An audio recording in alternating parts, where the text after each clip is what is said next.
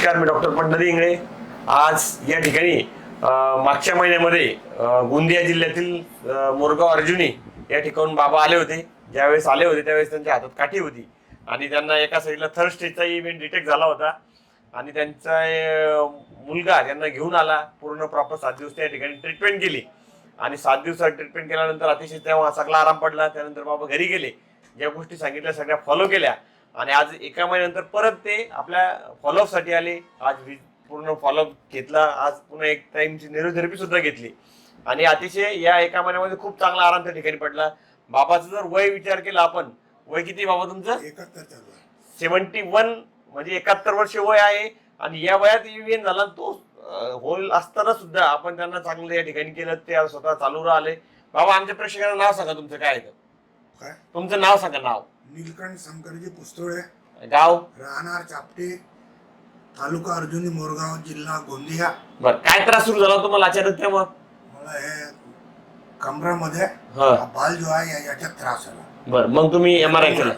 MRI केलं ब्रह्मपुरीला. बर, मग त्यांनी सांगितलं ऑपरेशन करावं लागतं. हा, त्यांनी सांगितलं का ऑपरेशन करावं लागते. मग मी औषधी घेतलो 15 दिवस. त्यांना काही कमी नाही झाला, उलटा वाढ झाली. बर, वाढ झाल्यामुळे मग ह्या माझ्या मुलाला पत्ता लागला का चिखलीला इंगडे डॉक्टर आहेत म्हणून. तर आम्ही इथे आलो. इथे आल्यानंतर 7 दिवस ट्रीटमेंट घेतली. ट्रीटमेंट घेतल्यानंतर इथे तर 7 दिवस काही आराम नाही वाटला, पण घरी गेल्यावर दररोजचा कमी कमी होत गेला. ओके. दररोजचा कमी कमी होत गेल्यामुळे औषधी संपली. मग 1 महिन्यानंतर आता मी काल आलो इथे. काल एक थेरपी घेतली, काल एक थेरपी घेतली, आज एक घेतली. आता मी म्हणजे बिना काठीना चालू शकतो, पण मी काठी हे आधारसाठी ठेवत असतो, तोल जाऊन पडू नये म्हणून. बरोबर. पण आपली थेरपी कशी वाटली तुम्हाला? थेरपी एकदम चांगली. म्हणजे मी असा जो दवाखान्याचा काम असा कुठेच पाहिलं नाही, इतका चांगला. स्टाफ कसा आहे आमचा? स्टाफही बढिया आहे. ओके. तर असे कोणी रुग्ण असतील जे अभिनंदन होते, खास बाबाचं अभिनंदन याच्यासाठी करावं वाटतं की 71 वर्ष असून सुद्धा बाबाची जी उमेद होती, जो आत्मविश्वास होता, तो खूप स्ट्रॉंग होता.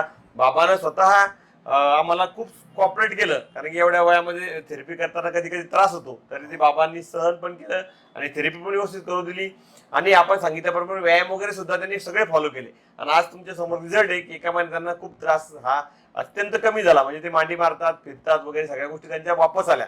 म्हणजे या स्टेजला सुद्धा ऑपरेशन करायची गरज नाही, याच्यातून हे सिद्ध होतं. तरी असे कोणी रुग्ण असतील जे AVN किंवा लंबस स्पॉन्डिलोसिस, सर्व्हायकल स्पॉन्डिलोसिस, वात, पॅरालिसिस याने त्रस्त असतील, तर या सगळ्या आजारावर विना ऑपरेशन आपल्या गंगे हॉस्पिटल उपचार आपण करतो. तरी जास्तीत जास्त लोकांपर्यंत हा व्हिडिओ शेअर करा, लाईक करा. धन्यवाद. जय आयुर्वेद.